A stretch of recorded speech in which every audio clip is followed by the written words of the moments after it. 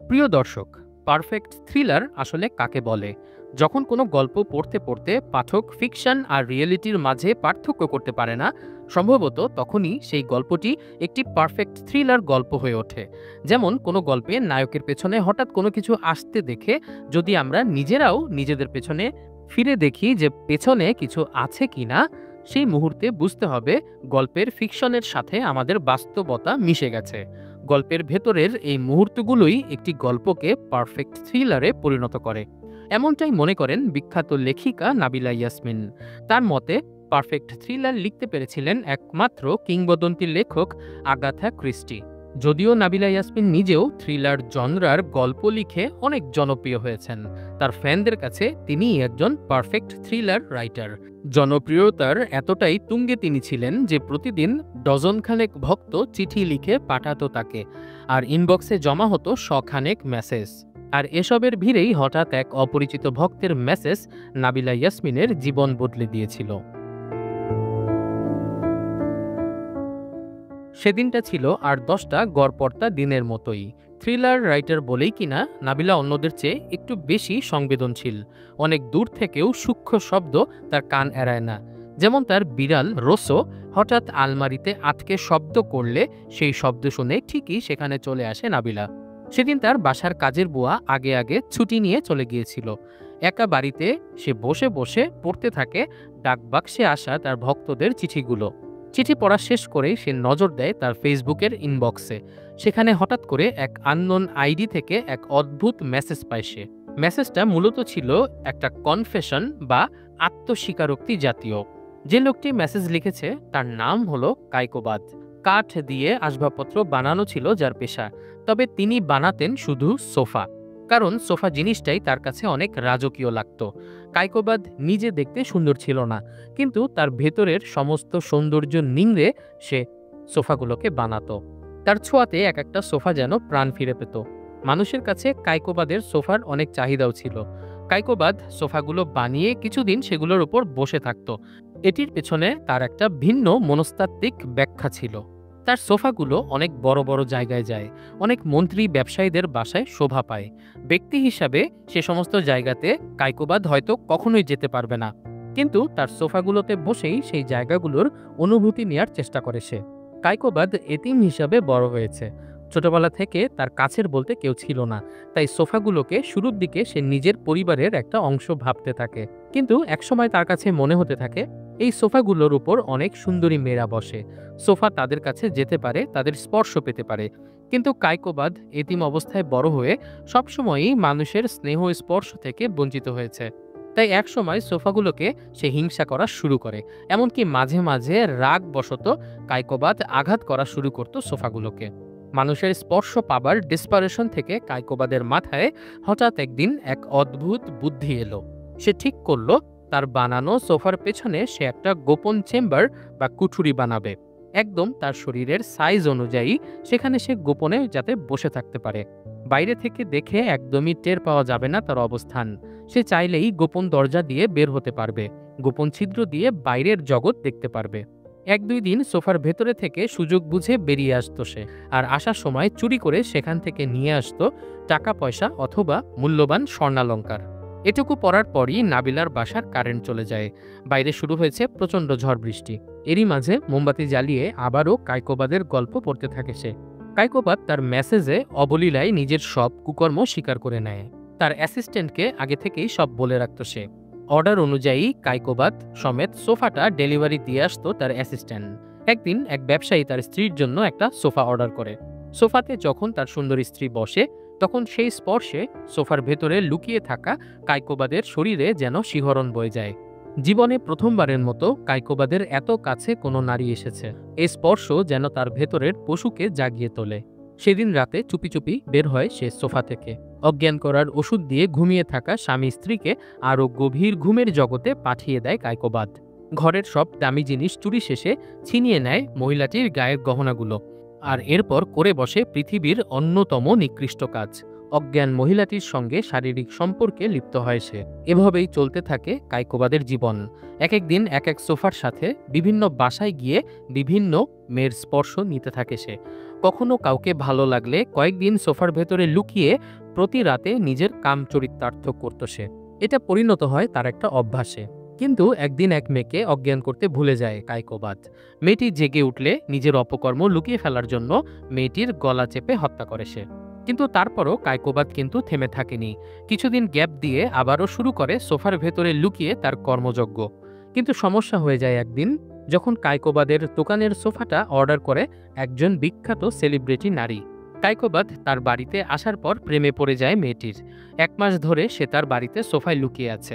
মাঝে মাঝে বের হয়, ফ্রিজ থেকে খাবার খেয়ে আবারও সোফায় ঢুকে পড়ে। মেয়েটির স্পর্শ থেকে বঞ্চিত হতে চায় না কাইকোবাদ।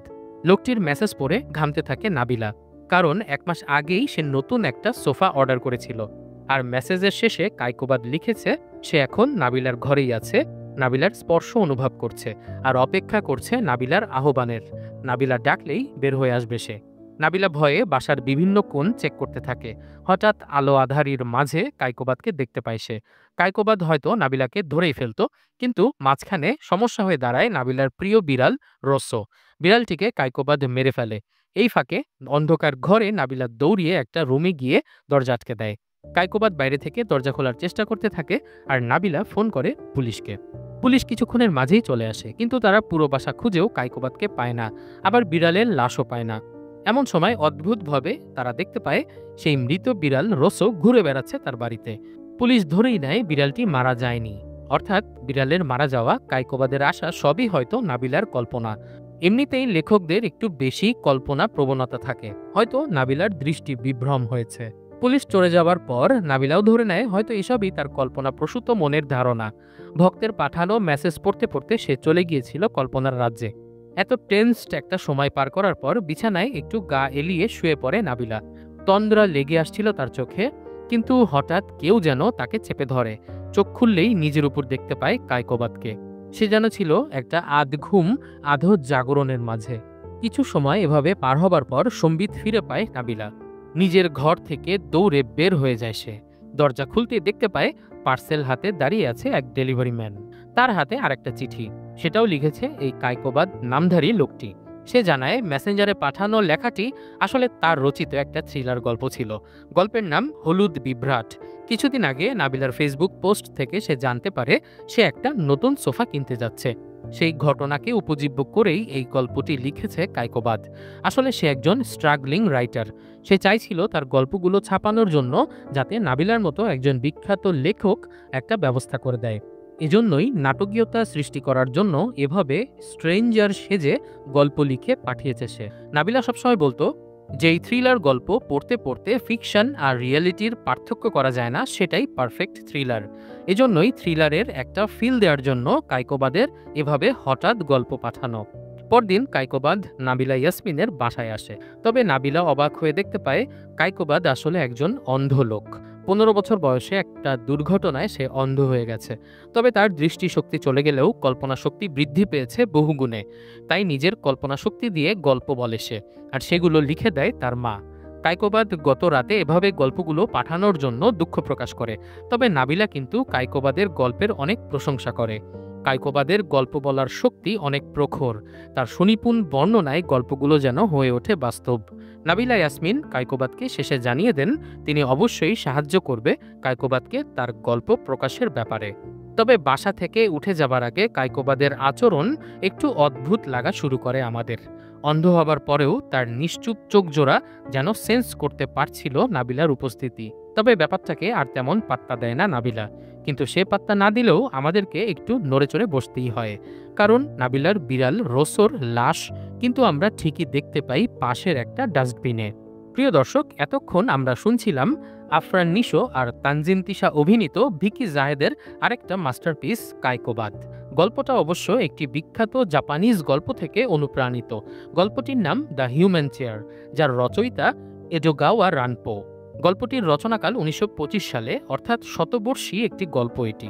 দ্য হিউম্যান চেয়ার গল্পে ইয়োশিকো নামের একটি বিখ্যাত লেখিকার স্বামী একটি পুরাতন ফার্নিচারের দোকান থেকে একটি চেয়ার কিনে এনেছিলেন। সেই চেয়ারটি আগে ব্যবহৃত হতো একটি বিদেশি হোটেল রুমে, যেখানে সেই সোফার কারিগর সোফার ভেতরে লুকিয়ে থাকত এবং প্রতিদিন নতুন নতুন মহিলা গেস্টদের সংস্পর্শে এসে নিজের মনস্কামনা পূরণ করত।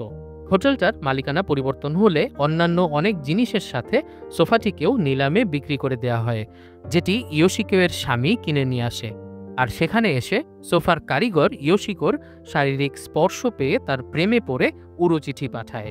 মূলত এই গল্পটি থেকে অনুপ্রাণিত হয়েই কাইকোবাদ নাটকটি তৈরি করা হয়েছে। কাইকোবাদ নাটকটি অনেকটা ছোট গল্পের মতো, যেন শেষ হয়েও হইল না শেষ। তবে এন্ডিং দেখে আমাদের মনে হয় আসলে কাইকোবাদ নিজের লেখা ছাপানোর জন্য ইচ্ছে করে এমন পরিস্থিতির অবতারণা করেছিল। সে সেদিন সন্ধ্যায় নাবিলার বাড়িতে যায়, কারেন্টের লাইন বন্ধ করে দিয়ে তাকে ভয় দেখায় এবং নাবিলার বিড়াল রোসোর মতো আরেকটা বিড়াল মেরে সেটার লাশ রেখে দিয়ে তাকে ভয় দেখায়। পরদিন অন্ধ সেজে সে নাবিলার সঙ্গে দেখা করতে যায়, যাতে নাবিলার মনে কোনো সন্দেহ থাকে না তার ব্যাপারে, এবং কাইকোবাদকে সাহায্য করে গল্পটি ছাপানোর জন্য। মৃত বিড়ালটিকে সে আগেই সরিয়ে ফেলেছিল এবং নাবিলার বিড়াল রোসো তার কাছেই ছিল, তাই নাবিলাও তার ব্যাপারে কোনো সন্দেহ করেনি। কাইকোবাদ যে সেদিন সত্যিই নাবিলার বাসায় এসেছিল তার আরেকটা প্রমাণ হলো নাবিলা আগে কখনো কাইকোবাদকে দেখেনি, অথচ সেদিন রাতে সে কাইকোবাদের চেহারাই দেখেছিল তার বাড়ি জুড়ে। কাইকোবাদকে যদি সে আগে দেখে না থাকে তাহলে কাইকোবাদের চেহারা তার কল্পনায় আসার কথা না। প্রিয় দর্শক, আপনাদের কি মনে হয় কাইকোবাদ কি আসলেই একজন সাধারণ লেখক, নাকি সে আসলে একজন নারীলোভী ক্রিমিনাল যে সোফার ভেতরে অবস্থান নিয়ে ডাকাতি করে বেড়ায়? নাকি আমার ধারণাই সঠিক, অর্থাৎ কাইকোবাদ একজন সাধারণ লেখক, তবে তার লেখার কাটতি পাওয়ার জন্য সে নাবিলাকে একটা ইলিউশনের মধ্যে ফেলে দিয়েছিল? আপনাদের মন্তব্য অনুগ্রহ করে কমেন্ট করে জানাবেন। আমাদের আজকের এক্সপ্লেনেশন ভিডিওটি এখানেই শেষ করছি। ভিডিওটি ভালো লাগলে লাইক করুন, কমেন্ট করে উৎসাহিত করুন এবং এরকম আরও ভিডিও দেখতে চাইলে আমাদের চ্যানেলটি সাবস্ক্রাইব করে দিন। প্রিয় দর্শক, আমরা কিন্তু আমাদের ভিডিওগুলো আমাদের ফেসবুক পেজেও আপলোড করা শুরু করেছি। আপনারা যারা আমাদের সঙ্গে ফেসবুকে কানেক্টেড থাকতে চান তারা আর ফর রিভিউ বাংলা ফেসবুক পেজটি ফলো করে আমাদের সাথেই থাকতে পারেন। সবাই অনেক ভালো থাকবেন, সুস্থ থাকবেন এই কামনায় আজকের মতো ভিডিওটি এখানেই শেষ করছি। বিদায়।